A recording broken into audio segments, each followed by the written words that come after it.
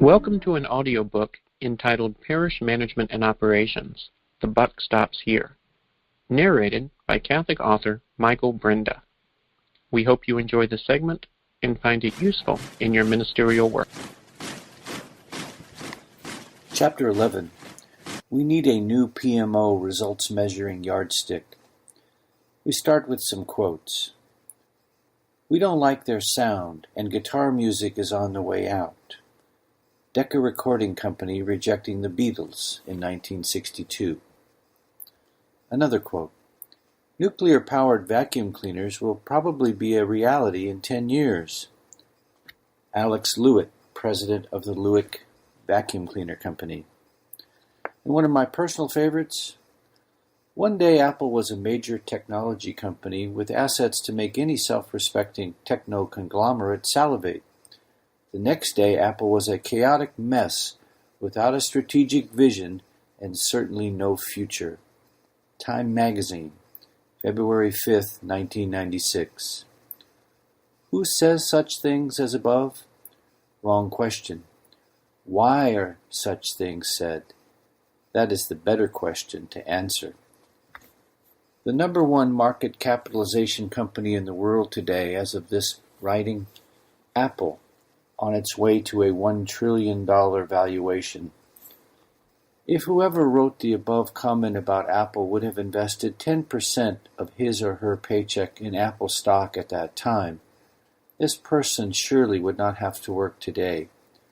It appears some folks need a new results measuring yardstick.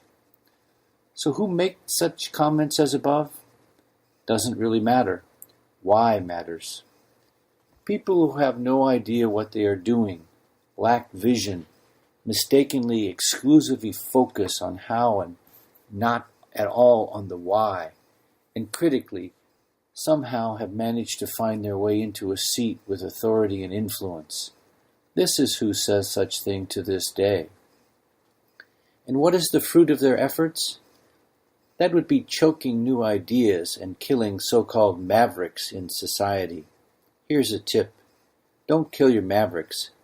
They might save your life one day. Now, ponder working at Decca under the Decca management, etc. Sound like fun? Sound like a bright future? Visionary enterprise? Or in our paradigm, do you want to work in PMO solely to provide routine services to the currently active parishioners? I pray you do not. But how do you think superior PMO services to active and lapsed parishioners come into being? Oh, wait.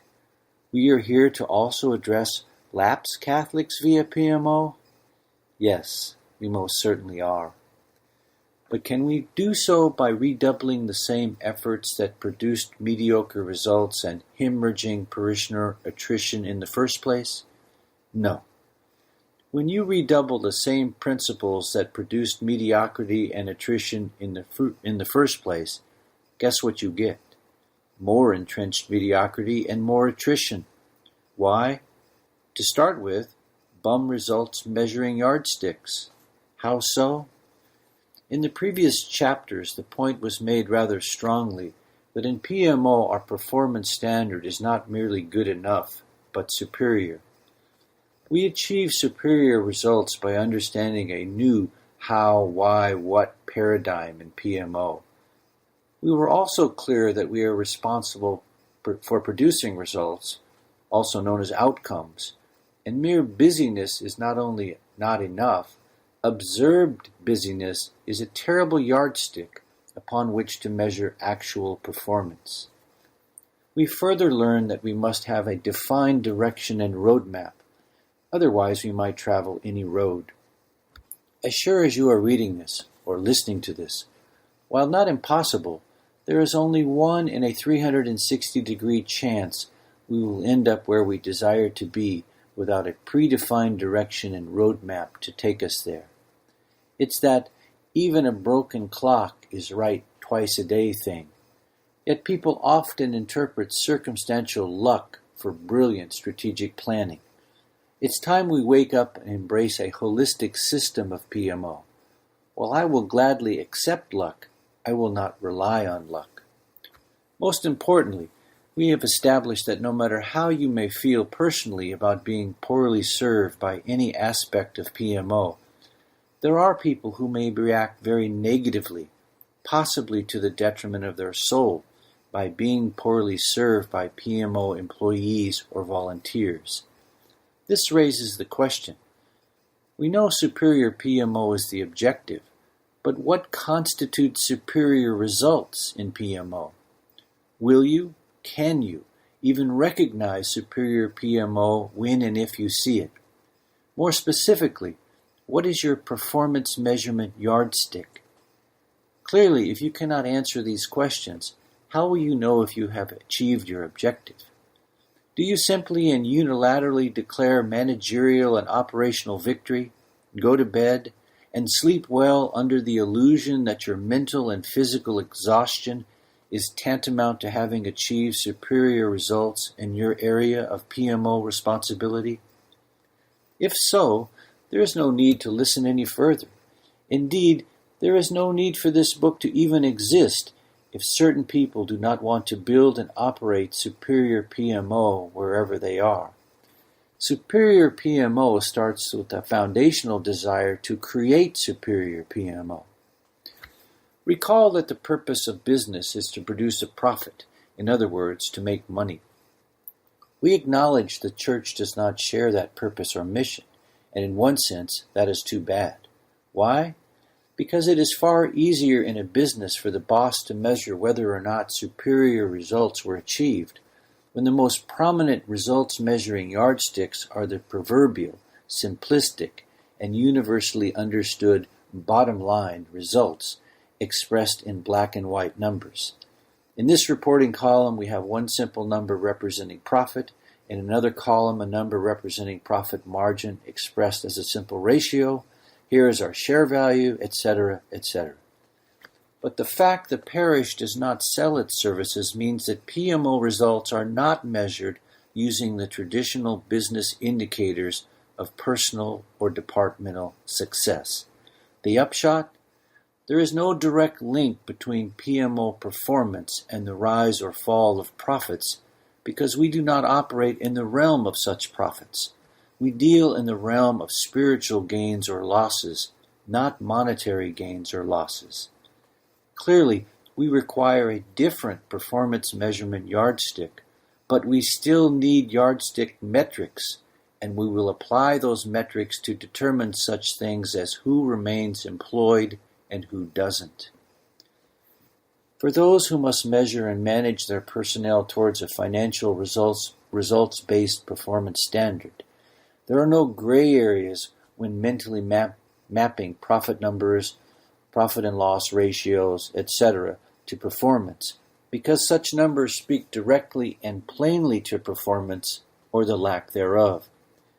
This observation raises an important question. How the heck can a PMO administrator know how they are doing in their job without access and reference to such numbers? Without the profit-loss ratio at all yardsticks, is there a way to measure, recalibrate, view, and review PMO results in relation to the primary mission of the church, which, as we know, is saving souls and bringing souls to Christ? The answer is both yes and no. A quote from Supreme Court Justice Potter Stewart. I shall not today attempt further to define the kinds of material I understand to be embraced within the shorthand description of hardcore pornography, and perhaps I could never succeed in intelligibly doing so, but I know it when I see it. End quote. There is no number or ratio to reference in PMO that is akin to the bottom line numerical yardsticks of profit, profit loss, profit margin, share value, etc., that are universally accepted in the business world. Also note that the government and the military also have their own unique performance measurement rubrics, yardsticks, and vocabulary. Although we do acknowledge there is a link between bringing a soul to Christ and PMO, and we do desire to do our best, mere desire does not constitute a strategy, nor does hope, and observed busyness is not a valid performance measurement yardstick as to how well PMO is fully serving the needs of parishioners and the community at large. However, since we admit the mission of the church is radically different than the mission of business, it follows that the metrics of business, not necessarily the core principles, but the metrics, must be different in a PMO environment. So although different, we still need a yardstick and vocabulary unique to nonprofits in general and PMO in particular in order to evaluate, measure, adjust, and constantly monitor PMO performance and results. Why? Number one, so that everyone in PMO knows how to recognize superior performance when they see it, and conversely, everyone in PMO can recognize when they see mediocrity or worse. And number one, to ensure the proper PMO culture has become institutionalized and always exists. Much more on culture later. Note that the above use of number one for both items is not a typo. It is a deliberate attempt to explain that both are equal priority. This nomenclature is used whenever we are discussing two or more points of equal and vital importance. There is no difference in importance, priority, or value between the above two mentioned points. Achieve both, or you will fail. So, if we do not have access to the same profit and loss performance measurement yardsticks as used in business, what do we have available in PMO? The answer to this question is found in the processes used to form the sum of the answers to the following four questions. Number one, as administrators, against what written standards do we grade the level of PMO employee and volunteer performance, both our own and those who report to us? In order to continually evolve and improve the service we provide to the parishioner, we have a duty to serve. Most parishes have nothing. Number two, since we do not sell anything per se and we do not record profits and losses in the traditional sense, are we stuck without any PMO performance measurement tools? No, but the metrics we do have are not often embraced, much less understood, by most PMO administrators. In essence, this means most PMO administrators have no performance measurement tools except the seat of their pants. Number three, without easy to measure and report numerical indicators, what do we look for to know the difference between abysmal, poor, average, above average, and superior performance? And number four, and very critically, what is the triangular level of activity, engagement, and utilization between your PMO services, PMO personnel, and parishioners in relation to the size of your parishioner base? Viewed as an illustration, imagine a triangle. At one point of the triangle we have parishioners, at another point PMO services, and at the last point PMO personnel.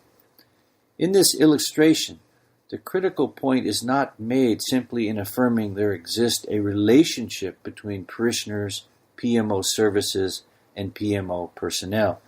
Most people already intuit this relationship. The critical point in order to understand the results yardstick we invoke in PMO is to measure our results from the above relationships within the context of the size of your parishioner base. In other words, how much activity do you see in this triangular relationship versus how much activity should you see? Oh, you mean we can't get by? We can't measure results? We can't rest in PMO by measuring how busy we actually are? We have to also know and consider how busy we are in relation to how busy we should be, and the results we see must correlate to the size of our registered parishioner base and community population at large? That is correct. Useful performance measurement is always relative to your circumstances, to the facts on the ground. Take that point in for a moment.